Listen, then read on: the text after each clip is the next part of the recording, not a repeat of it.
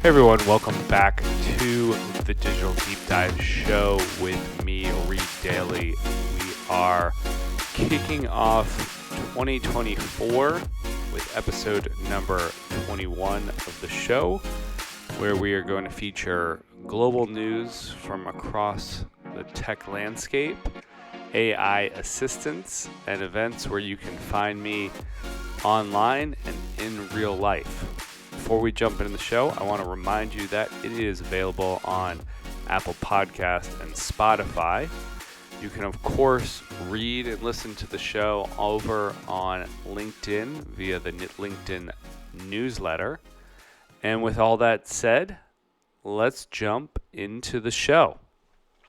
So in terms of global tech news, the big story coming out this week was the fact that Apple's Vision Pro didn't actually sell out. The unit is $3,500, and it is, in my opinion, from what I've read and seen, very much, I wouldn't call it a loss leader, but it's almost like a research tool.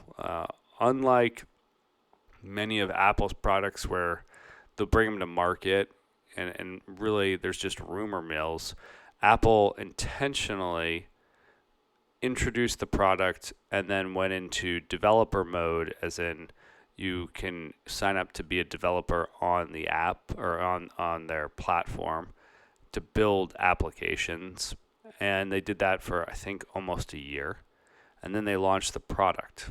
Now, if you want to compare things, the iPhone, when it came out, had no apps and just launched.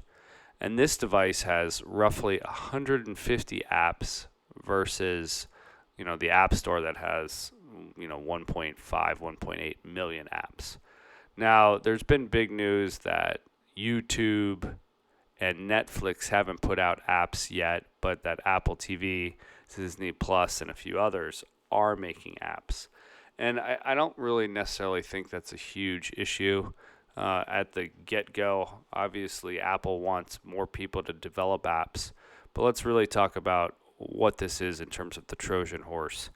Apple is designing this, in my opinion, to get all of the data in terms of, how to use visual cues, how to use hand and face gestures to make commands within apps and their ecosystem. And, over time, they'll refine the headset. Currently, it has some sort of like battery pack extension. So the battery will get smaller. The device will get smaller. But if you fast forward to, I don't know what the magic number is, 5 or 10 years, it's likely that they'll take a lot of the learnings here and put them into, let's say some glasses. Think like Warby Parker, where you'd have video cameras and you'd have sensors. It would help you with augmented reality instead of virtual reality. So you'd be walking around town and cues would come up for coffee shops or directions, and it would present you with that information. That just feels like a very obvious use case for taking the information and insights from this platform forward. I think another use case for where they could take the data from this headset is applying it to their car project. So since 2018, we've been hearing rumors of a car project, and then they've sort of come and gone. I believe the code name is Project Titan. And then more recently, they've basically come to a crossroads, or at least that's what the reporting from various sources like Bloomberg, etc., have said that they're at a crossroads, and it's kind of like just get a product to market, even if it's not fully autonomous. But you could assume that they could use a lot of this tech in supporting, the car and kind of the AI or insights behind the car to support semi-autonomous driving and or provide advanced technology for the operator. And I'm not calling them a driver, I'm calling them an operator. And so only time will tell how this device will fare directly or indirectly, but it's a different direction for Apple. Folks have always questioned Tim Cook, but he doesn't really miss. He's done a fantastic job with supply chain. I think their services business now is like $80 million. Their health and wellness business is quietly gaining momentum. So excited to try this device out. I won't be buying the $3,500 version. I have been told that they're going to come in with a cheaper version at like $2,800 next year. Don't quote me on that exact price tag, but just about $1,000 step down, and it wouldn't have your the display on the outside, which I don't think is really that big of a deal. Anyway, if you are willing to spend $3,500 and you're a friend of mine and you have the device, just call me. I'll come over. I'll come check it out. All right, let's transition from talking about Apple over to Sam Altman. There is, every news publication is continuing to talk about Sam Altman's desire to build a $1 billion AI chip company to fund the construction operation of a chip factory for, OpenAI around the world. The goal here is to ensure that they have enough hardware to support the demand or the taxing that these AI queries put on the infrastructure. There's been rumors that he's been sourcing or trying to source capital from all the major players, the Middle East, Asia, etc. And there's also rumors that this was one of the sort of, not this specifically, but the fact that he was doing some of these, we'll call them quote unquote side projects, that the board potentially had an issue with them. Once again, they haven't officially come out to why he was removed as CEO and obviously then reappointed. But if you're OpenAI and you have all of this interaction and you have a taxing environment, hence why you went over to work with Microsoft because of Azure, it does make sense to think about owning, kind of being vertically integrated, if you will, and having your own chips is a big part of that. So it'll be interesting to see if they do raise money, and then what is the time to market from going from, let's call it dollars in the door, to one location, many locations, global operations, to building chips. Next up, we're wrapping up CES at the beginning of January, and Samsung was talking about their new mobile devices and that the fact that they're preloading AI on this. And I didn't want to necessarily talk at length with the Samsung device because I don't have one in hand. But the fact that you're going to have probably two different approaches to AI. One that is, let's call it calling home or making queries over the internet, and then others that will have some sort of large language model preloaded on the devices and then processing it. And my hope is that with the likes of Samsung and Apple, that they start to do some sort of preloading large language model software and advanced hardware to do many queries on the device locally and not calling home. I just think the performance will be better. But Samsung's actually done a great job of continuing to evolve and push the technology barrier faster. Everything from, they were first to market with the large form factor with the Note 2 that I was actually involved with one of the releases, and then increasing kind of the number of cameras and sensors. I like how they do the battery swaps. I mean, there's a lot of really great things about Samsung devices. I think if you can get past iMessage and just jump on WhatsApp, I don't think there's a huge difference to the Apple ecosystem and the Samsung plus Android solution. And so I'll be interested to see these devices in the wild and see how their AI stacks up to Siri. Siri is just, was first to market, and wow, it really has missed. Okay, going from AI to, let's talk about a little bit on social media. So Threads is like the engine that could. Threads is Mark Zuckerberg's, and I'm saying Mark Zuckerberg, not Meta's answer to Twitter.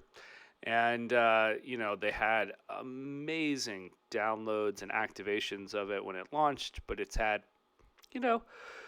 so adoption. I don't know that many people that are on it regularly. I don't see a lot of news outlets leveraging it for quotes, like they still do with X or Twitter.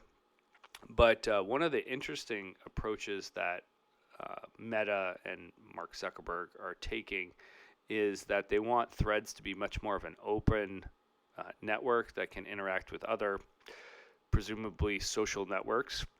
And supposedly, you're going to be able to connect with Mastodon, which is a competitor network that's very similar. And the fact that Threads or Mark Zuckerberg has been said by multiple sources that Threads should be a totally open network is pretty interesting. Totally different than what Facebook is all about. Certainly, totally different than kind of like the ethos of like I said, Facebook and WhatsApp. But I'm excited for what Threads could become. Certainly you could easily change the number of character limits. You could add more video functions. One could assume down the road you could integrate Threads and Instagram together. So we'll see. My guess is that they're going to probably continue to keep these things sort of separate. One's open network and the other one is closed, and that's probably intentional and will help them down the road with some sort of arguments with, a monopoly or something to that effect. That's a thesis of maybe why they're doing this. They also might just want to run an experiment and see how it works on, a lower tier platform. Kind of like when car companies will release new features on their less expensive models first to like test them out and basically vet them, and then they'll put them up to their flagship product. Versus the opposite way of putting them on the flagship product, having them, not work as effectively or efficiently, and then lose kind of market relevance with their premium users. All right, so the deep dive section, I've been mostly covering just emerging techs, and what I wanted to do this episode is talk about kind of the trend that I'm seeing, which is that smartphones are dead. Long live AI-powered assistants.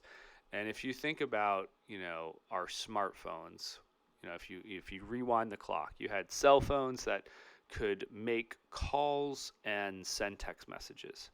And then, there were certain devices, and Apple was not the first one, but Apple certainly was the, best to market, if you will, with a color touchscreen.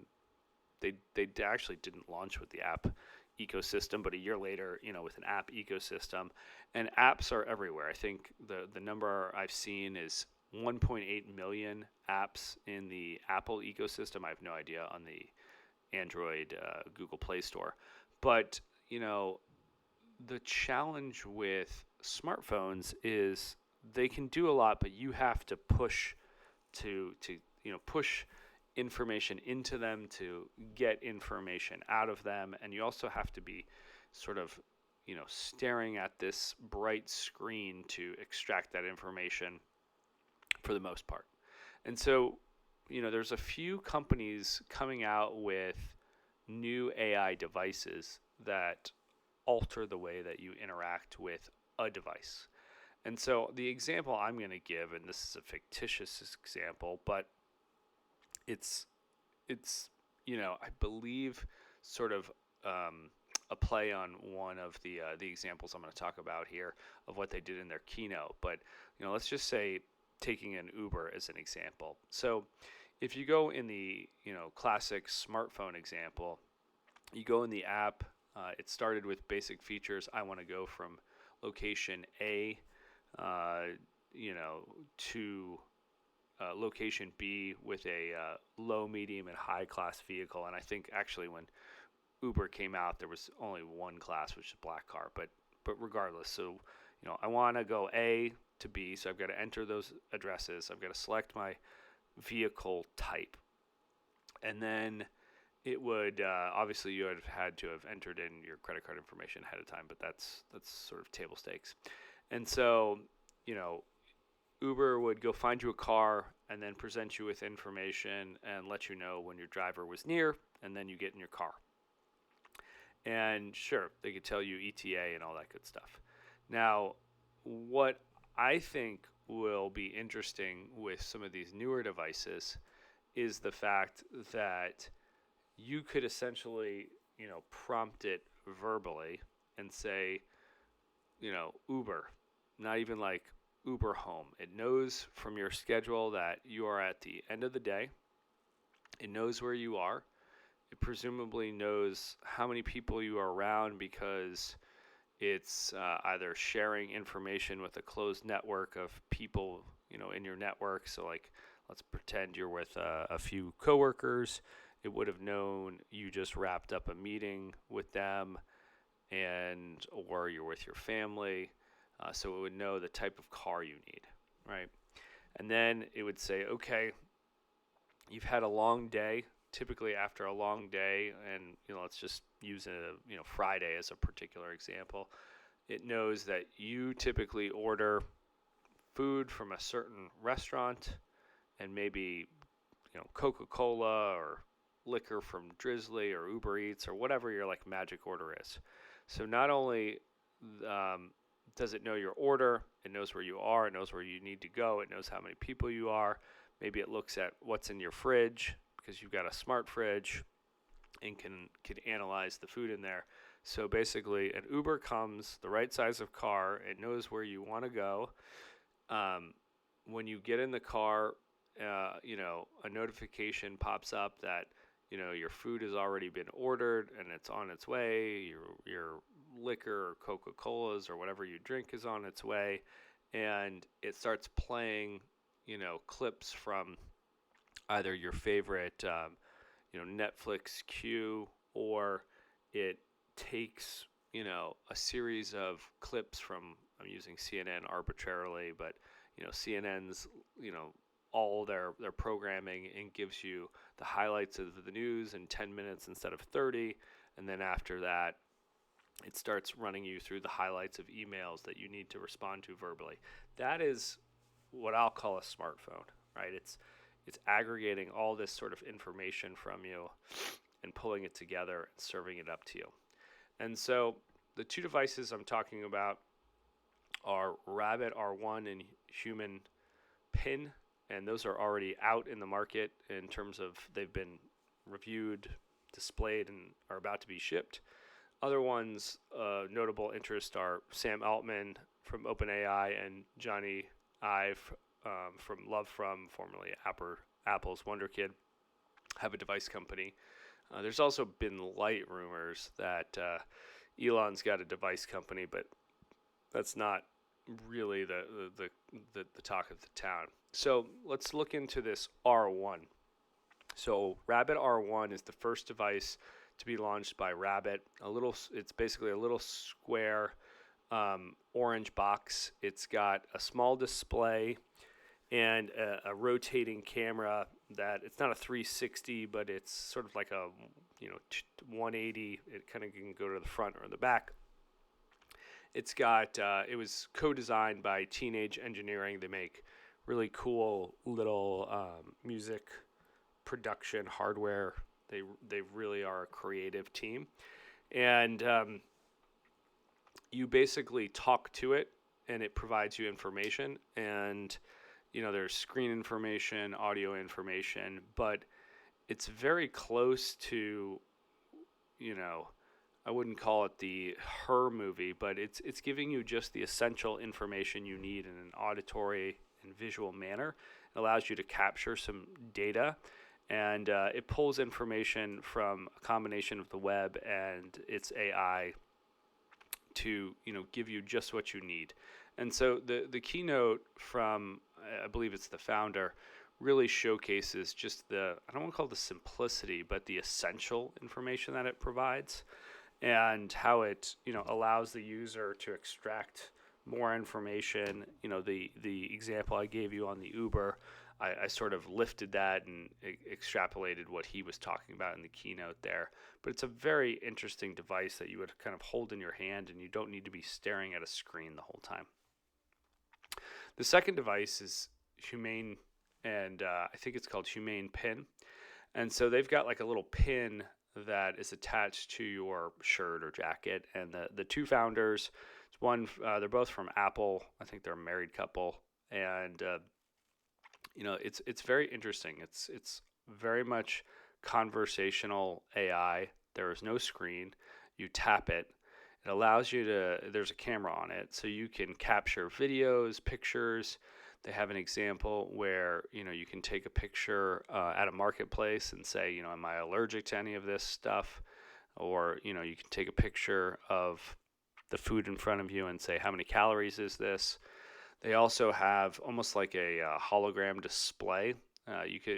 Don't think as much like Star Wars, where Obi-Wan Kenobi or Leia is projected up, but something a little lighter weight, where you basically hold your hand in front of it and you can see directions like left, right. You can see, this like little play, pause button for music. And the AI is really cool because it taps into all of your different applications, like email and news, and it kind of gives you an auditory update of the news and key emails that it needs you to prompt and respond to. And I think users, if I was to prioritize devices here, I probably would go Rabbit 1 first, and then Humane second, only because I think many people from a change management perspective are so used to screens that having no screen would be a large leap for most people to make. But, I think both of these devices are very interesting. They have a wide appeal. They speak to different people, and I think that's what's going to be really special of this next wave of devices. When you think about the smartphone, between LG, Apple, Samsung, Huawei, they're all pretty similar, right? They're pieces of glass. They have apps, largely those same apps. Largely they do the same functions. They've copied and cloned each other. And these new devices are going to be different form factors. I could totally see something kind of on your wrist that maybe snaps to your wrist, almost like a snap bracelet with a screen, either that would display or project kind of up above. I could obviously see a lot of glasses, kind of like a better version of what came out from Google, 10 years ago. So it's going to be a great next 10 years for AR, VR devices, for auditory devices. And I think the AI is something that the consumer, if you had asked, 18 months ago, probably 18 months ago, wouldn't have even had, the consumer around the globe probably wouldn't even have had, just because they just weren't as aware of it until really OpenAI came out. So I highly recommend over the weekend going and having a look at both the keynote videos. I've linked them on the show notes over at the LinkedIn newsletter. All right, so let's talk about events online and in real life. So I will be at the ACG Market Trends that will come out in it's a Chicago event. It's an annual event. We've got Lindsay Piegas, and I'm saying her name wrong, but she's a PhD chief economist for Stifel, followed by a panel of Kevin Butts, Heather Fuller, Phil Bronsterther, and then Larsa Rosinski. And for everyone who was on that panel that I just pronounced their name wrong, I am so sorry. And it'll be at the Metropolitan Club. Then in 2 weeks, February 8th and February 9th, I will be in Boston for a series of meetings. I'll be in and around the financial district and the seaport. If you are around, let me know. I'm kicking off kind of my 2024 planning with the team there, doing some jam sessions, doing some meetups. In terms of Lewis Manning, which is the nonprofit I'm involved with, we are planning our executive briefing series that's coming out. If you're less familiar, Lewis Manning is a platform that facilitates the exchange of diverse ideas and perspectives and offers a unique opportunity for individuals to connect, collaborate, and learn from one another's. We host events every third Wednesday of the month, and so be on the lookout for the list of events that will be coming your way. We're actually going to try something new in March. We typically run the events early in the mornings, 8 a.m. East Coast time. And we've had folks in the Central Time Zone, Mountain, and obviously San Francisco who said it's just too early. So we're going to explore doing an event at like noon, 1 o'clock, so we can get folks from the West Coast to join. If you're planning on being one of those cities, or you're coming into Chicago anytime soon, feel free to reach out to me on LinkedIn, email, or over on X @ReadDaily, just because my name is spelled so weird or so different. You can find me on most platforms. And with that said, don't forget to like, follow, subscribe to the show on Apple Podcast, Spotify, and over on YouTube. The full show notes are on the LinkedIn newsletter. Absolutely love this LinkedIn news feature. It's just a fantastic way to subscribe and disseminate information. And if you are a startup in seed series, Series A, Series B, and you've got a fantastic company from B2B to B2C, please reach out to me. I'm very interested in showcasing and talking with founders and operators of these technology companies, just kind of highlighting what they're doing, kind of what are they seeing in the marketplace, challenges, opportunities, how are they approaching the market, what are they seeing in terms of changing customer trends, and love to explore that with you and your team. All right, thanks for tuning in. Catch you on the next episode.